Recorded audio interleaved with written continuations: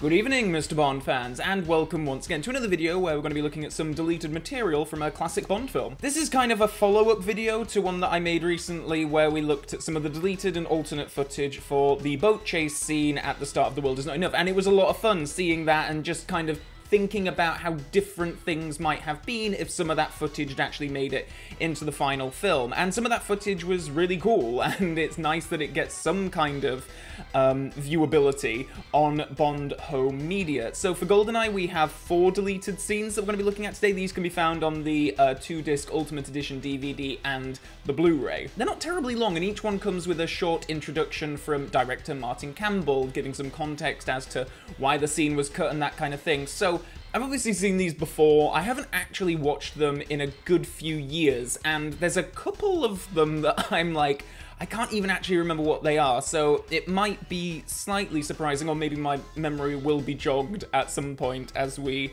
watch them. GoldenEye is one of my very favourite Bond films, so just that there is deleted material that is available on the home media releases for this film is quite exciting. Okay, let's get going with the first deleted scene. Well, the first deleted scene actually was a scene very early on in the movie, right at the beginning, and it was on top of the dam. It was the guardhouse. When you see the film, what you'll see is Bond running across the top of the dam. A gate seems to be opening automatically, and he runs to the center of the dam and, of course, jumps off. Now, what we had was this guardhouse scene where Bond slips into the guardhouse unbeknownst to them, and right under their noses presses the button to open the gate. The reason for deleting it was simply one of pace, is to move the story along, and we didn't feel it was necessary in the final cut to establish how he opens the gate. So we just cut to the gate opening on the shot, and we never really answer the question. Makes a lot of sense.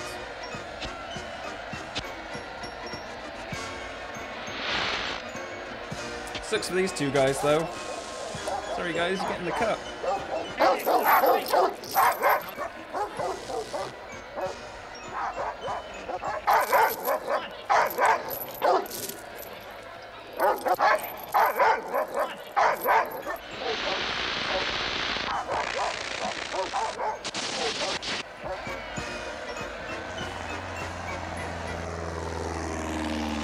Huh.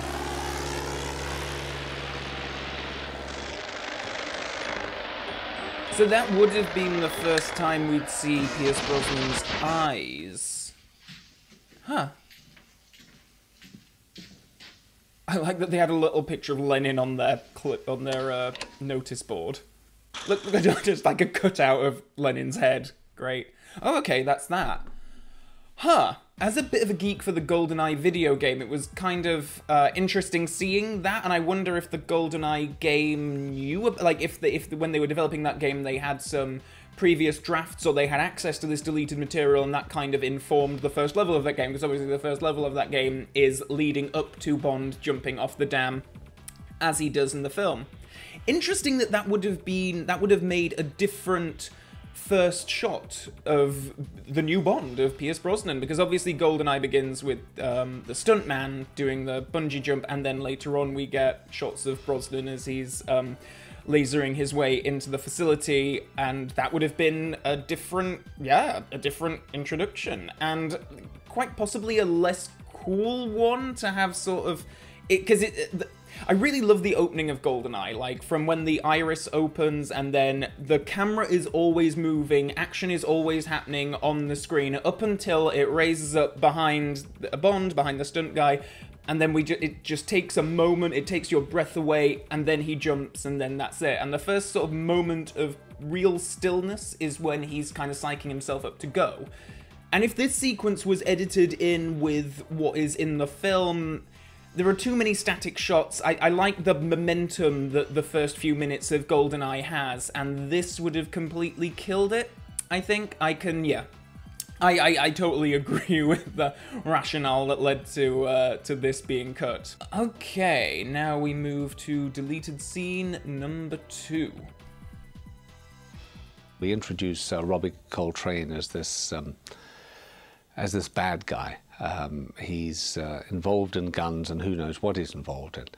But there's a very funny scene with him and the Pakistani gun runner who's trying to sell him basically counterfeit guns. And it's a scene actually I loved, and I really wanted it in the movie, but again, because of pacing, it was a scene that had to go. But it is a scene that I regret losing out of the movie. Heckler & Koch MP5 fully automatic submachine gun. Exactly, sir. A very good gun. A very good eye. I promise you most excellent quality. 2,000 pieces, next to delivery, no problem. A very good price. Glock 17, semi-automatic pistol. I compliment you on your taste, sir. Excellent weapon. You know, all the very best people are using them. A very good gun. I tell you what, I give you my very, very, very best price. Obsolete. Check counterfeit crap. The Glock is a weapon I greatly admire. Of course you do, sir. Because you're a very clever man. Beautifully machined. Takes to the hand like a glove. Of course, how right you are, sir. Because it's a very, very fine... The Chinese have released a batch of counterfeits on the market. Perfect, except for one tiny detail. The silly Chinese have made the firing pins too short. Get out of my sight. Nice. Oh, that was cool. I like that. Again, it kind of changes the introduction of that character, which is interesting, because now in the film, like, he has that great speech where Bond pulls the gun on him, and he has that, I believe I've killed, you know, however many men who use that gun and all that kind of stuff, which is such a great speech and a great introduction to that character. This is maybe a little bit too comedic. I mean, Robbie Coltrane's fantastic, obviously, and the arms dealer guy, I've definitely seen him, is he in EastEnders or something here in the, that might not make sense to anyone outside of the UK, but I've definitely seen that guy in TV, since. Again, probably makes sense that you would cut this. I think Valentine's introduction in the film is actually a lot better than what it would have been had this been his opening scene. It's a nice little bit, but I don't think it's terribly surprising that it ended up on the cutting room floor. Okay, next we have deleted scene number 3. The scene with Jack Wade in the middle of the movie is where he's driving along in this horrible little Fiat, I think it is. Tiny little car with Bond heading towards the nightclub, and really the whole thing is a soliloquy from Jack Wade about his interest in gardening, his whole horticultural interest, which was very funny and sort of rather interesting for Wade's character. The problem was we had to get to the nightclub a little quicker, and I always felt that the middle of the film was where it sagged and it needed to be moved along faster. This cuts directly onto a scene where Isabella is in the graveyard, and she's there heading towards the church. It's all rather sinister, and she's going in, of course, for a secret meeting with Boris. And we felt it was just easier and gave it more pace to cut directly into the church, which is what we did. And one day, boom, she had been throwing a section of fertilizer out the window, and then suddenly, there they were. I'm talking about blooms the size of hand grenades.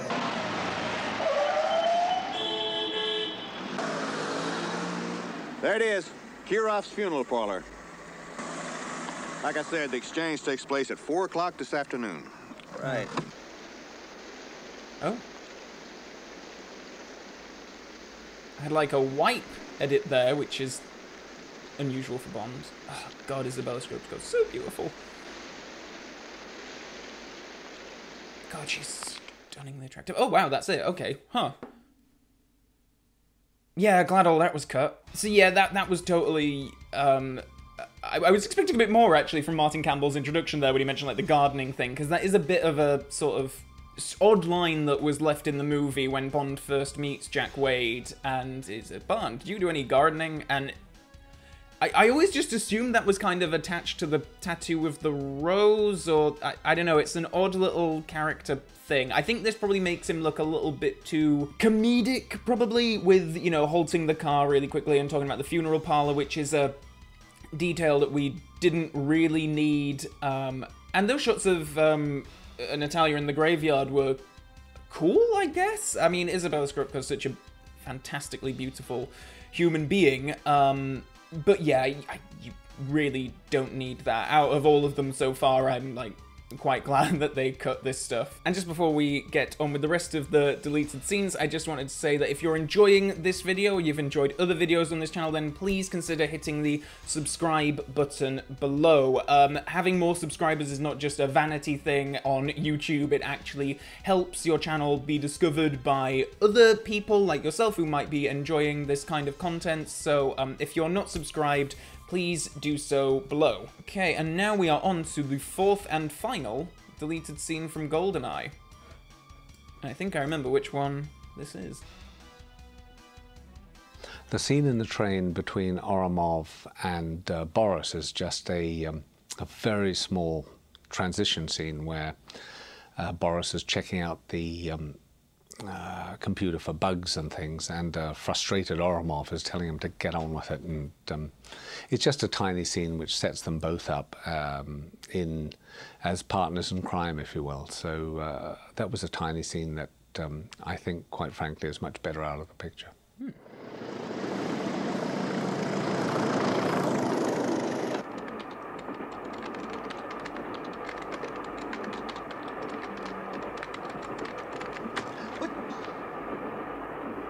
You disconnected me. What do you think you're doing? Preventing an accident. Your practicing might be discovered. I am making sure there are no bugs in the program.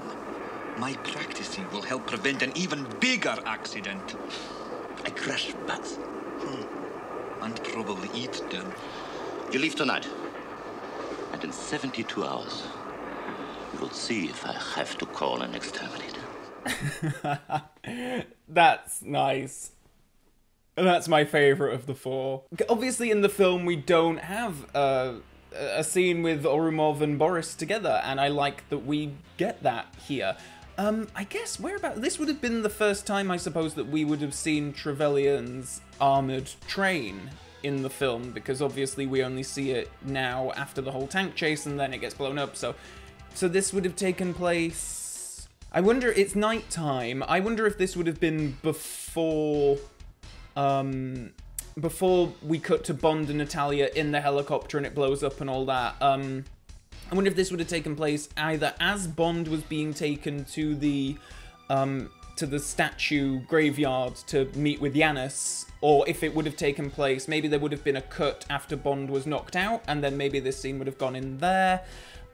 Which is kind of interesting. I agree, I don't think you need it, but for a GoldenEye geek like me, who absolutely loves the ensemble of villains that GoldenEye has, this is kind of like a little bit of gold dust, and I'm really glad that we have this scene to watch. They're both kind of hamming it up a little bit, I admit, especially Gottfried John as Oromov. He's doing a lot of, like, eyebrow raises and very, you know, a lot of elongated words and that kind of stuff. But I really like it. I like seeing these two characters interacting. I could probably just, like, watch an entire film with Trevelyan, Xenia, Oromov and Boris, like, trapped on a train together, make a sitcom of that. I'd watch it. In fact, I think that's exactly the kind of material that Bond as a franchise needs if it's going to expand, you know, into wider franchises. We want a GoldenEye villain train-based sitcom, damn it. So that was quite interesting. Yeah, it's one of those things where, like, I appreciate a couple of these more just as a fan of some of these characters rather than... It's easy to see why these scenes were cut. None of them are terribly exciting, but to Bond geeks, and particularly GoldenEye geeks, I think they're definitely worth a viewing. There is one more moment in GoldenEye that I would like to talk about, though, and I know that this isn't really considered a deleted scene because I think it's in the film in most cuts now in most territories as well, but there is that moment in the film where Xenia has Bond between her legs in the jungle and Natalia comes up with a log and she's going to hit Xenia, and then Xenia says, "Wait your turn," headbutts Natalia, and she is knocked out for a few seconds. That scene was not in any version of the movie that I had on VHS or special edition DVD when I was growing up and becoming a Bond fan, and I remember when seeing that scene for the first time, and I believe it was when the Ultimate Edition DVD of GoldenEye came out, and it was there, and obviously that DVD is listed as being the uncut version. It's a 15 rating in the UK as opposed to being a 12 rating, because the Film Classification Board in the UK either are or were quite sort of touchy about headbutting. And obviously Xenia headbutts Natalia, and I guess they thought that that was maybe too aggressive for a 12, so they made that edit. But that's now reinstated in the film in most places, but depending on how you actually watch these films, I know some people who just kind of have their special edition DVD box set, and that's kind of it. That's how they see these films. And I think it's interesting that to some people that would still be considered a deleted scene, and something quite good. I like seeing Natalia fight against Xenia. I think that that's really cool, and that Xenia implies that she has a plan for Natalia. I think that's really cool. I'm really glad that that was put back into the wider releases of GoldenEye. Let me know in the comment section below whether you think that any of these deleted scenes should have remained in the film, or if you're kind of like me and you just kind of geek out on a fan level about them, but kind of agree with the filmmaker that they should have been taken out, and the film is all the better for it. Please do let me know that in the comment section below. As well as below, you can find links to my Facebook page and my Twitter page and my Patreon page if you want to go one extra step further in supporting this channel. And until next time, Bond fans, so long for now.